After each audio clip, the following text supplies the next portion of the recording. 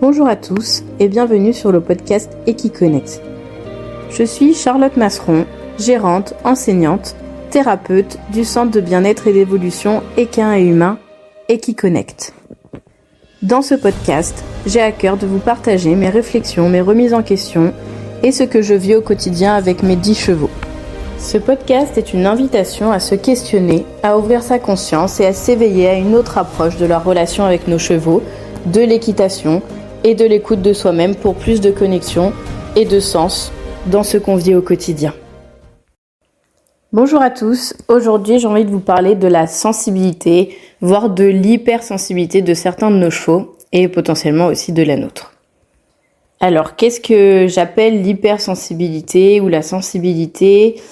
Comment la comprendre pour notre cheval, pour nous-mêmes d'ailleurs, et comment on peut accompagner ça et continuer à évoluer dans l'harmonie avec notre cheval, même lorsqu'il est hypersensible. Alors déjà, pour commencer, j'avais envie de vous parler du cheval en tant que tel. Parce que pour moi, le cheval en tant que tel est un être très très sensible. On l'entend souvent physiquement, il sent une mouche qui se pose sur lui. Donc c'est plus à prouver que physiquement il est sensible et que le moindre toucher, il le sent. Mais moi, j'irais même au-delà, c'est que je le vois dans mes séances de médiation, par exemple. Le cheval, il est beaucoup plus sensible que ça, et même sans parler du toucher, de toute façon, un cheval, rien que dans son environnement, il vous capte à une distance que nous, on a même du mal à voir. Le cheval, déjà par rapport à son environnement, il est beaucoup plus sensible, beaucoup plus connecté que la plupart d'entre nous. Alors ça s'apprend de se reconnecter à tout ça parce qu'on en est capable aussi, mais par sa condition de proie à la base, on a un animal qui est quand même très sensible aux champs vibratoires autour de lui, à repérer les individus quand ils sont loin. Donc ces bulles, je fais souvent cet exercice-là en médiation, ressentir ces bulles, ces frontières, les bulles énergétiques autour de soi. Et quand est-ce qu'on sent que les gens rentrent dans nos bulles, où est la dernière bulle où là on fait rentrer que nos proches. Les chevaux par exemple, par rapport à cet exercice-là, leurs bulles sont très très larges. Et c'est un exercice qui est intéressant à faire parce que finalement on se rend compte que nous les humains on met les chevaux à des endroits où à la base c'est quand même très contraignant pour eux parce qu'ils ont vraiment besoin d'espace. Ils n'ont pas forcément besoin déjà de beaucoup de toucher. D'ailleurs quand on les regarde dans leur environnement, les chevaux ils savent vivre ensemble et profiter ensemble sans forcément être à beaucoup se toucher. D'ailleurs, ils sont, pour le coup, je pense que c'est pour ça que c'est des animaux avec qui j'aime beaucoup vivre, parce que moi, je suis pas hyper fan du toucher tout le temps. Donc, je les comprends bien là-dessus on les voit, et ça leur arrive de faire du grooming, bien évidemment, mais ils passent pas toute la journée à faire ça, quoi. Et donc, on voit que ils ont pas forcément besoin d'autant de choses que nous tout le temps dans le côté proche. Et ce qu'il faut savoir aussi, c'est que nos chevaux, avant, devaient capter si le prédateur qui passe était un prédateur qui venait de manger et du coup qui était repu, ou si c'était un prédateur qui était en chasse, pour savoir si est-ce qu'il fallait fuir le prédateur ou potentiellement se préparer à combattre ou des choses comme ça, mais souvent plutôt fuir, ou est-ce qu'on pouvait rester abrouté tranquillement parce que finalement le prédateur faisait que passer. Et nos chevaux ont vraiment cette capacité-là de sentir. Quand je vous disais les vibrations, c'est ça, comment est le corps à l'intérieur, comment c'est dans le corps, est-ce que c'est apaisé, est-ce que c'est sur le qui-vive, est-ce que c'est en colère, ils sont vraiment capables de sentir ça et ces fréquences-là. Et du coup, c'est pour ça aussi que je vous dis que nos chevaux sont très sensibles parce que finalement, nous, ces choses-là, on n'a pas appris. D'ailleurs, malheureusement, on n'a pas appris à sentir comment c'est dans notre corps. Et c'est ce que moi, je vous amène à faire ici. On apprend à sentir, comment c'est dans mon corps. Est-ce qu'il y a besoin d'apaiser quelque chose avant de partir en exercice ou pas? Par exemple, cette notion de peur. Là, quand je te dis, est-ce qu'on monte l'obstacle ou est-ce qu'on laisse là-dessus aujourd'hui? Si tu me dis non, c'est ok, je sens que c'est ok, je sens que c'est un challenge, mais c'est complètement ok dans mon corps. Ok, on va aller sauter. Et d'ailleurs, en général, ça se passe très bien. ça se passe très bien. Par contre, si tu me dis, non, là, je sens que dans mon corps, il y a quelque chose où il y a une peur, bon, bah voilà, on va aller voir est-ce que la peur, elle est légitime. Si elle est légitime, ok, bah on laisse là-dessus pour aujourd'hui, c'était déjà très bien. Et on verra potentiellement la prochaine fois si tu as besoin de te challenger plus. Ou d'ailleurs, si juste à cette hauteur-là, c'est ok, bah il n'y a pas besoin de monter. Enfin, voilà, et vraiment apprendre à sentir comment c'est à l'intérieur de notre corps, bah ça permet d'être plus facilement en lien aussi avec des choses sensibles, parce que le cheval sensible ou hypersensible, comme par exemple ma mamia, il pouvait l'être avec moi, bah si moi j'étais déconnectée en allant le voir et en voulant travailler avec lui, bah je peux vous assurer qu'il me reconnectait. Alors c'était pas toujours très agréable parce que j'aurais préféré apprendre à me reconnecter toute seule sans que lui il fasse des cabrioles pour me dire reviens dans ton corps là maintenant tout de suite, parce que si t'es pas dans ton corps, moi je suis pas sécure. Ben voilà, donc en fait c'est des choses comme ça, plus on sait aussi comment on est à l'intérieur et comment gérer s'il y a quelque chose qui a besoin de sortir, plus on peut être ancré et aligné. Et du coup, plus notre cheval sensible ou hypersensible sera sécure avec nous. Et ça, c'est important. Dans les conditions dans lesquelles les chevaux vivent, j'espère que ce sera de moins en moins, mais par exemple, si on prend une écurie lambda où les chevaux sont au box et où ils voient passer je ne sais combien de cavaliers toute la journée, où il y a du bruit dans les écuries toute la journée, etc. Rien que ça, pour un cheval, ça peut être déjà trop. Donc je sais que c'est la norme pour nous les humains qui pensons que les chevaux sont nés pour faire de l'équitation, être dans des box et nous servir toute la journée, mais ce n'est pas du tout le cas. Un cheval à la base, voilà, il vit dans des hectares et des hectares et il a de la place. Il est censé être au calme dans un environnement plutôt très paisible et avec il n'y a pas non plus énormément de comment je pourrais dire ça, ici par exemple je le vois, les chevaux, alors et encore j'aimerais bien qu'ils vivent dans encore plus d'hectares, mais ils ont 9 hectares et je les vois au final c'est calme, en fait c'est paisible et c'est vraiment de ça que le cheval il a besoin. Et ici on n'a pas beaucoup de flux de gens qui viennent, etc. J'ai mes propriétaires, mais ça reste quand même relativement toujours calme. Et de toute façon, dans les prés, ils ont de l'espace. Donc même si on est plusieurs à être là en même temps dans la cour, les chevaux, ils ont toujours leur sas de sérénité au final dans leur pré. Et on voit que c'est ça qui fait qu'on a des chevaux équilibrés aussi ici. Surtout que on a pas mal de chevaux qui sont relativement sensibles. Et pour moi, la sensibilité, c'est intéressant ça aussi. La sensibilité, elle vient aussi, plus on laisse le cheval avoir accès à ses besoins fondamentaux, avoir accès à un espace sécure, plus il va pouvoir nous révéler sa sensibilité.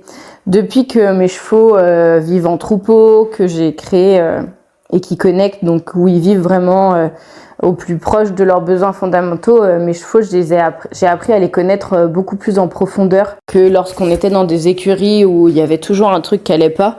Ici, je me suis rendu compte que parce que ils ont tout ce qu'il leur faut dans leur pré, dans leur environnement, j'ai pu avoir accès à des parts d'eux qui sont beaucoup plus profondes que ce qu'on peut apprendre ou voir en centre équestre, parce qu'en fait, finalement, ces chevaux-là en centre équestre, ils sont pour la plupart, je dis pas forcément tous, mais pour la plupart de tout ce que j'ai vu, on a des chevaux ou qui sont éteints ou qui sont en mal-être.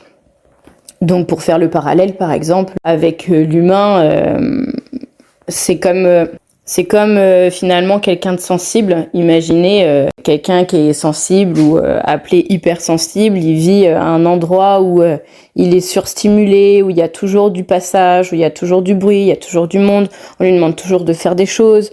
C'est toujours plus et c'est beaucoup trop par rapport à sa tolérance finalement et au respect de sa sensibilité. Et du coup, cette personne-là, au bout d'un moment, elle va finir ou par s'éteindre et se couper de soi. Et ça arrive beaucoup plus souvent que ce qu'on croit. Donc du coup, elle va se couper en fait de ses ressentis, elle va se couper de ses émotions, elle va se couper de tout pour justement pas ressentir le fait que son environnement est beaucoup trop pour sa sensibilité, beaucoup trop pour elle. Ou alors, ça va finir que cette personne-là va exploser et au contraire péter un câble parce que bah justement encore une fois c'est beaucoup trop, et nos chevaux finalement sont pas différents de nous, hein. Ils sont pas différents de nous, ils le cachent beaucoup plus, je dirais, parce que bah voilà, ils ont pas la parole, donc forcément, et puis bon, c'est des animaux qui peuvent beaucoup prendre sur eux, mais ils sont pas différents de nous par rapport à ça, parce que la plupart des chevaux, quand leur sensibilité est pas respectée, ils vont faire l'un ou l'autre, donc ou se couper et s'éteindre, donc ils vont se couper d'eux-mêmes. On va avoir affaire à des chevaux, alors oui, qui vont potentiellement être très gentils, hein, et faire ce qu'on leur demande, mais il y a plus du tout, il y a plus d'étincelle, il y a plus, leur personnalité, elle est plus là en fait, ils se coupent de ça. Ou on va avoir des chevaux qui vont être catalogués comme dangereux, explosifs, imprévisibles, toutes ces choses-là, parce que finalement ils vont tolérer plus ou moins, d'ailleurs, hein, ça dépend lesquels, parce que moi le mien il tolérait rien du tout, et quand ça va être trop pour eux, bon bah ils vont finir par exploser, et puis ou taper, mordre, partir à fond les ballons, enfin voilà, en tout cas avoir un comportement qui peut être dangereux pour nous les humains, mais également pour eux en tant que chevaux. Et je vous parle de ça parce que moi je l'ai beaucoup connu, le cheval sensible, voire hypersensible. Ce que j'appelle hypersensible finalement, c'est le cheval sensible, mais qui a une sensibilité encore plus, un petit peu comme comme ce que nous on appelle, après j'aime pas trop les étiquettes, mais nous en tant qu'humains, voilà, il y a des gens qui sont pas très sensibles, il y en a d'autres qui sont sensibles, et il y en a d'autres qui sont encore plus sensibles, qu'on appelle hypersensibles. Et moi, en ayant la plupart de mes chevaux qui sont des pur sang anglais, bon bah voilà, je connais le cheval sensible, mais aussi le cheval hypersensible, et Mamma Mia était un cheval hypersensible, et pour le coup, lui, alors ce qui était très chouette, c'est que, et très apprenant pour moi d'ailleurs, c'est qu'il le montrait. Donc lui, la contrainte, ça n'existait pas avec lui, hein, parce que la moindre contrainte pouvait vraiment le faire dégoupiller. Et c'était expliqué, hein, parce que heureusement, il n'est pas resté très longtemps dans les courses, mais je pense qu'en étant hypersensible comme il était, il avait eu beaucoup de mal à tolérer tout ce qui se passe dans les courses. Alors je dis pas qu'il a été maltraité à outrance, etc., hein, pas du tout d'ailleurs, mais le côté, enfin voilà, je l'ai vécu avec lui, hein, parce que moi je l'ai rencontré, on était tous les deux dans la même écurie, et c'est vrai que le milieu des courses est un milieu très stressant où on prend pas le temps parce qu'on l'a pas. Ça n'excuse rien, je pense qu'on pourrait quand même faire mieux. Mais ce côté où on prend pas le temps, où en gros, vite, faut tout faire vite, et puis on pousse quand même les chevaux à vite évoluer, à vite. Il n'y a pas assez de compréhension, il n'y a pas assez d'écoute en fait, en tout cas par rapport à lui, ce qu'il a vécu, il n'y avait vraiment pas assez toute cette sphère émotionnelle. Et c'est ce que j'ai ramené par la suite en le récupérant à 4 ans, après sa fracture. Et c'est ce qui m'a amené aussi pour moi, hein, clairement, parce que en ayant vécu la même chose dans les courses, moi je m'étais pas mal coupée.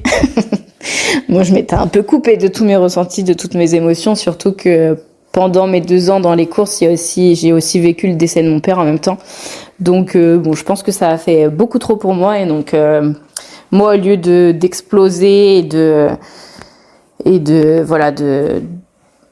sortir, on va dire, tout ce qu'il y avait à l'intérieur de moi, moi j'ai tout coupé, j'ai tout gardé à l'intérieur, et alors que mon petit cheval faisait tout l'inverse. Donc en fait, on était tous les deux dans les mêmes traumas, mais finalement on répondait aux opposés. Donc du coup, lui, quand il explosait, moi j'étais là, mais c'est pas possible. Pourquoi tu fais ça? Tu peux pas prendre un peu sur toi? Et lui, il me regardait, non, en fait, c'est toi qui prends beaucoup trop sur toi et qui garde trop à l'intérieur, donc fais un petit peu comme moi. Donc voilà, donc c'était très intéressant, et je peux vous le dire maintenant avec le recul, bien évidemment, quand on était dans la situation, j'avais pas encore toutes ces perceptions et toutes ces informations. Je les ai eues par la suite, mais c'était intéressant parce que du coup, on a pu... même si à la base on se dit qu'on fonctionne pas pareil et que ça va être difficile, finalement ça a été hyper apprenant, alors challengeant, hein, je dis pas l'inverse, hein, parce que ça a été challengeant pas mal de fois, mais du coup il m'a beaucoup appris par rapport à l'écoute de la sensibilité, être ok de l'accueillir, parce que moi à cette époque, quand je l'ai récupéré, j'étais vraiment dans l'opposé de je garde tout, je suis forte et je vais faire face par rapport à tout, je vais tout gérer, un petit peu en mode guerrière, mais pas la guerrière qui sort que quand il faut, c'était la guerrière non-stop finalement, donc c'était pas du tout bon pour moi. Bon, d'ailleurs, j'ai fait autant d'ulcères que mes chevaux, hein, à l'estomac. Du coup, voilà, au niveau de la sensibilité, il m'a vraiment appris à l'accepter déjà et à pas la voir comme une faiblesse, parce que c'est pas du tout une faiblesse. Même si à l'époque je le croyais, je pensais que la sensibilité, rien que le fait d'avoir envie de pleurer, autant pour quelque chose de beau hein, que quelque chose de difficile, c'était pas ok en fait. Bon, après j'ai eu aussi cette éducation là, et on peut faire le parallèle avec nos chevaux, hein. Nos chevaux, on leur apprend pas que c'est ok d'être sensible, que c'est ok en fait on leur laisse pas la possibilité finalement d'être sensible dans ce monde d'humains où tout doit aller vite, où tout doit se faire rapidement. Et puis bah si ça se fait pas, on utilise la force. Ben non, en fait, non. Ça c'était bien peut-être, enfin non, ça n'a jamais été bien d'ailleurs, mais c'était avant. Mais ça peut rester dans le passé, parce que à l'heure actuelle, en fait, nos chevaux, ils ont besoin d'autre chose, et d'ailleurs nous aussi on a besoin d'autre chose. Donc la sensibilité, c'est une force. C'est une force. Une fois qu'on la reconnaît et qu'on l'utilise à bon escient, c'est vraiment quelque chose qui va nous permettre déjà de nous connaître plus profondément, de connaître notre cheval plus profondément, de s'écouter mutuellement et de créer du coup une confiance qui est inarrêtable derrière et qui est indestructible quoi. Donc finalement, est-ce que c'est pas ça qu'il nous faut avec nos chevaux et avec nous-mêmes? Ben moi je pense que si. Donc finalement, qu'est-ce que cette sensibilité m'a appris? Alors déjà pour mon cheval, enfin mes chevaux d'ailleurs, parce que c'est pas le seul hein, à être sensible, voire hypersensible. Ce que ça m'a appris déjà, c'est que la force, en fait, ça marche pas. Ou alors, ça va marcher un temps, mais sauf que, voilà, si ça marche avec votre cheval, alors c'est bien. Hein, au mieux, vous allez réussir à en faire ce que vous voulez, mais vous allez avoir un cheval qui va s'éteindre. Vous allez perdre du coup sa confiance en vous et vous allez avoir un cheval qui va être là juste en outil pour répondre à vos demandes, répondre à vos envies, etc. Ce qui est pour moi pas du tout une relation de partenariat et une relation harmonieuse. En tout cas, c'est pas du tout ce que je veux moi avec mes chevaux. Donc pour moi vraiment cette sensibilité, elle est vraiment à écouter. Il faut prendre le temps en fait de comprendre ce que notre cheval nous envoie. Surtout que souvent un cheval qui est hypersensible et qui monte dans les tours, souvent c'est aussi parce qu'à l'intérieur de nous il se passe des choses. Et ça, voilà, je voulais aussi vous parler de ça par rapport à la sensibilité, parce que ça finalement on n'en parle jamais, enfin très peu. Moi j'ai rarement entendu des gens en parler, et je fais des recherches tous les jours et je peaufine mes comment je pourrais dire, mes expériences, et ouais, c'est comme si finalement j'étais une chercheuse par rapport à tout ça. Mais mes chevaux, ils m'ont beaucoup appris, mes chevaux d'ailleurs, même les chevaux de mes cavaliers, que quand il se passe quelque chose chez eux et que il y a un blocage, que ce soit un blocage dans les séances sur quelque chose de technique, ou un cheval qui vient s'agacer, un cheval qui, par exemple, il y a pas très longtemps en séance, j'ai un cheval qui est d'habitude très calme, très calme, très posé, un pépère tranquille quoi, qui avait un comportement de venir un peu mordiller, de venir chercher avec la bouche comme ça sa propriétaire. Et au début du cours, je lui dis mais c'est bizarre, pourquoi il fait ça? Je comprends pas. Il y a quelque chose qui est pas normal, il y a quelque chose qui est différent d'habitude. Et effectivement, on faisait un exercice, on travaillait au niveau du vent. Et ça faisait c'est vrai qu'on n'avait jamais fait cet exercice-là avec cette propriétaire et ce cheval-là. Et en fait, il s'est avéré qu'au fur et à mesure que la séance elle avançait, donc le cheval continuait à faire ça, et je sentais que ça montait, même au niveau de la propriétaire. J'étais là, oh là là, qu'est-ce qui se passe? Enfin, surtout qu'on était encore que dans le manège. Et finalement, le cheval, finalement, je cherchais juste à faire sortir les émotions de sa propriétaire parce que finalement, il y avait un traumatisme lié au vent qu'elle avait un peu mis de côté et oublié, mis entre guillemets dans le déni pour se protéger, hein, et c'est très ok à un moment donné, vous faites ça pour survivre entre guillemets, et c'est très chouette d'attendre le moment où ça remonte, et là du coup c'était le bon moment pour que ça remonte, et donc elle a pu libérer les choses et on a pu faire l'exercice de façon apaisée, de façon sereine, et du coup on a pu les réconcilier avec cette chose-là qui dans le passé les a fort challengés, voire a créé un trauma.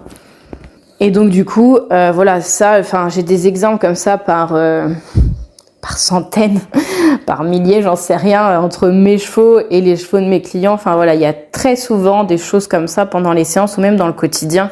Moi, je sais que plusieurs de mes chevaux, quand j'avais des choses à l'intérieur de moi, j'avais pas encore pris conscience de ces choses-là. Mes chevaux, il se passait des choses où je voyais bien qu'ils m'envoyaient un signal, ils m'envoyaient quelque chose en fait, et je sentais que ce qui se passait chez eux, ça avait un lien avec ce qui se passait chez moi.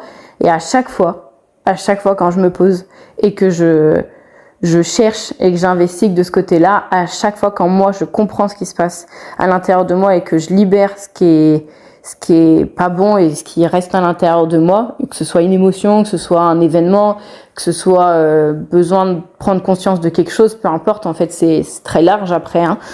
À chaque fois, une fois que ça remonte, que j'en prends conscience et que je le libère, mon cheval en face de moi ne fait plus le comportement qu'il faisait.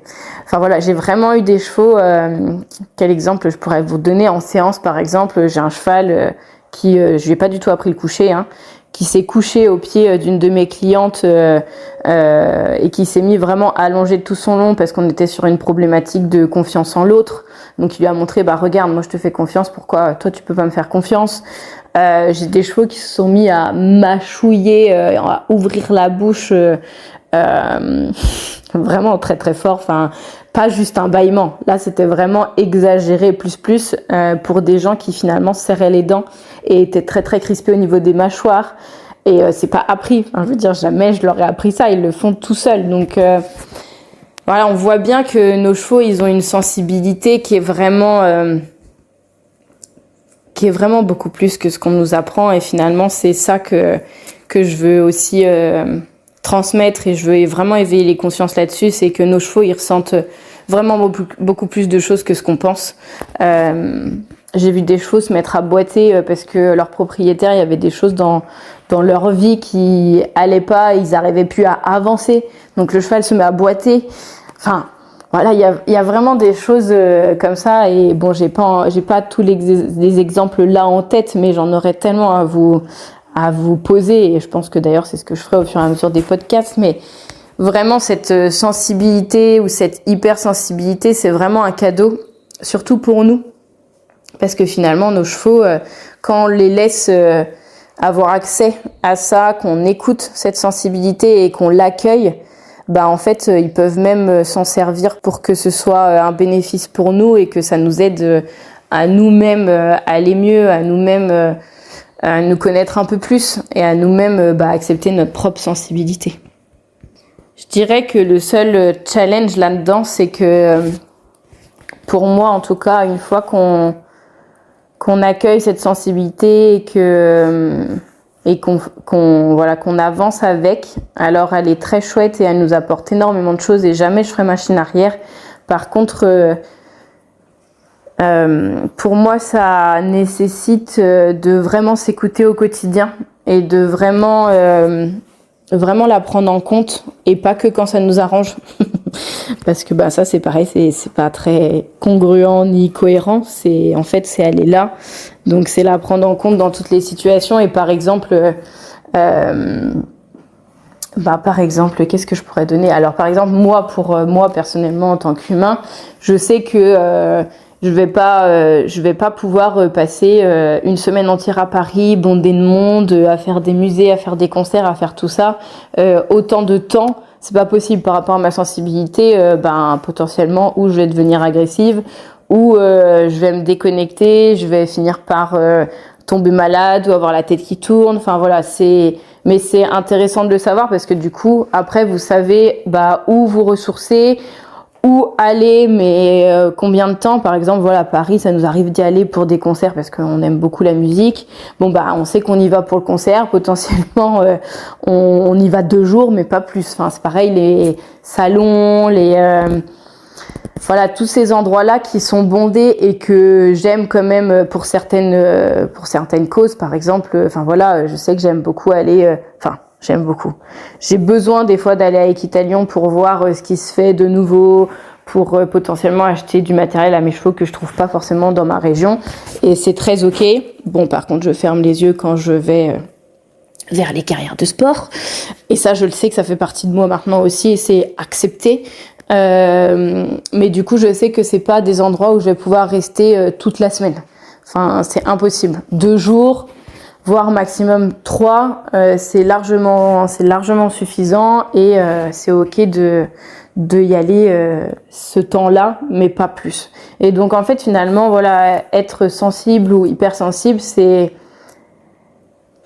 aussi savoir ce qui est ok ou ce qui est pas ok pour nous et pour notre cheval. Donc moi voilà, je sais que par exemple je vis carrément au bon endroit, au milieu d'hectares avec mes chevaux, c'est parfait parce que j'ai besoin de cet espace. J'ai besoin de cet espace. Par exemple, j'aime énormément mon mari et ma fille et et j'adore passer des temps avec eux.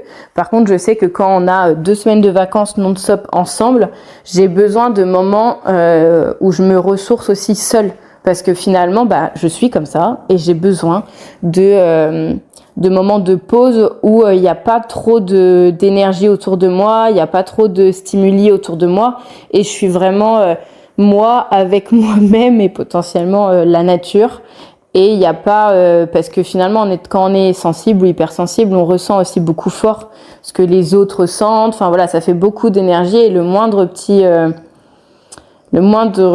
bruit, le moindre petite énergie peut nous pomper en fait. Alors je dis pas que c'est toujours le cas et on peut apprendre à le gérer.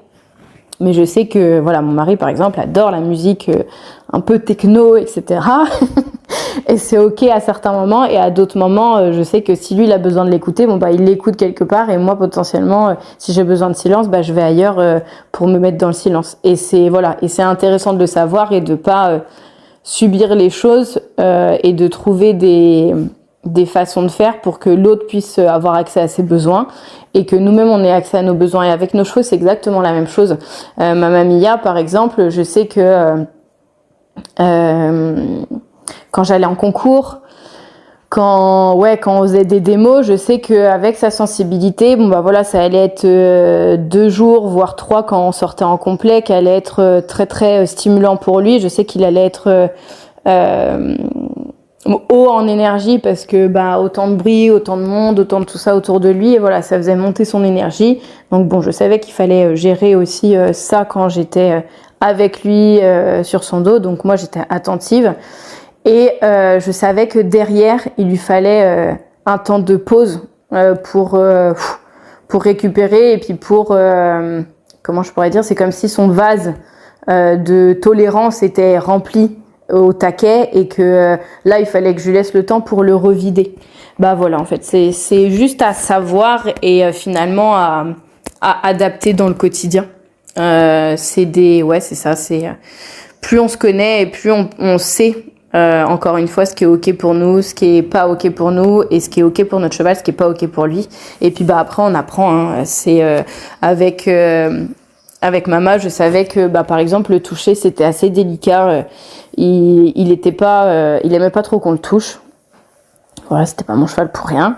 Il aimait pas qu'on le touche, surtout pour rien. Enfin, clairement, fallait que ça ait du sens quand on le touche. Et moi, je sais que je pouvais le toucher partout.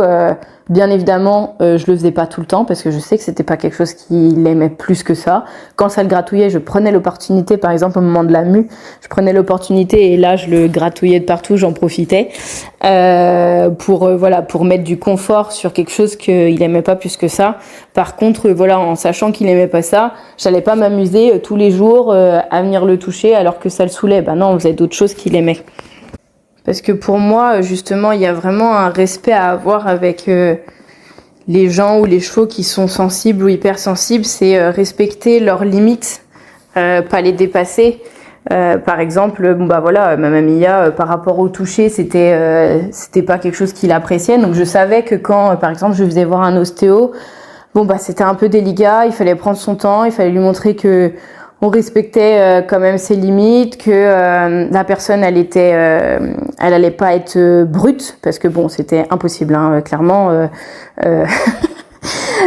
Si elle voulait pas partir en ambulance, il fallait vraiment prendre son temps et respecter en fait le fait que il avait besoin de temps, il avait besoin de confiance, et donc du coup au fur et à mesure il connaissait ses professionnels et c'était ok.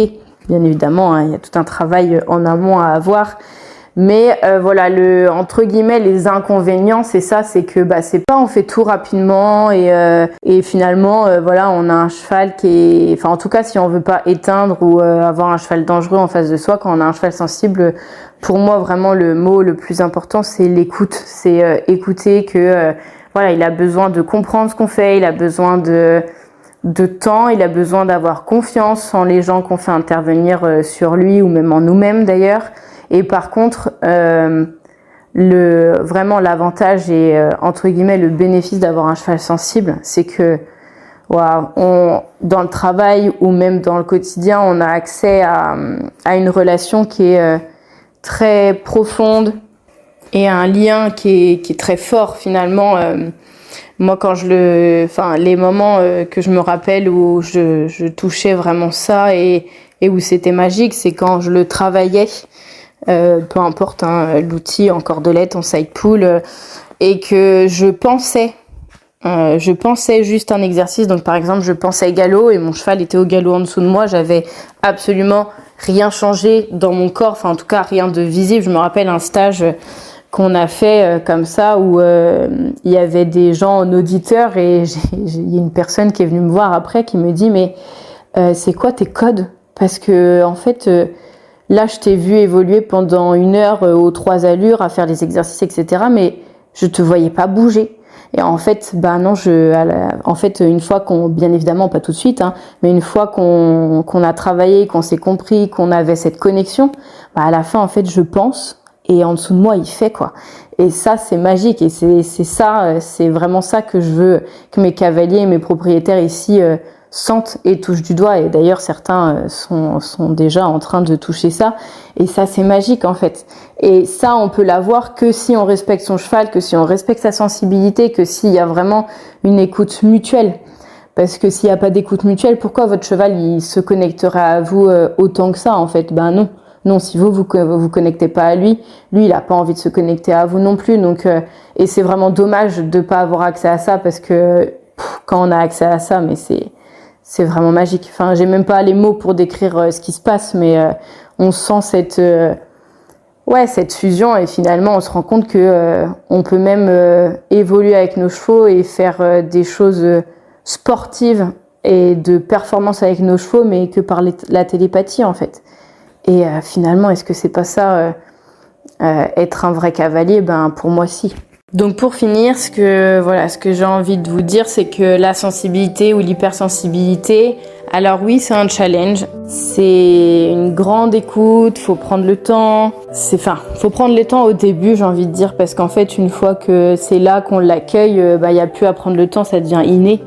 Mais il y a vraiment toute une sphère où oui, au début, des fois on se dit c'est beaucoup, voire c'est trop. Mais finalement, une fois qu'on l'apprivoise et qu'on sait comment l'accompagner, c'est vraiment un super cadeau d'avoir un cheval sensible, même hypersensible, ou d'être nous-mêmes sensibles ou hypersensibles. De toute façon, en général, les gens qui sont là-dedans, les chevaux qui vont avec.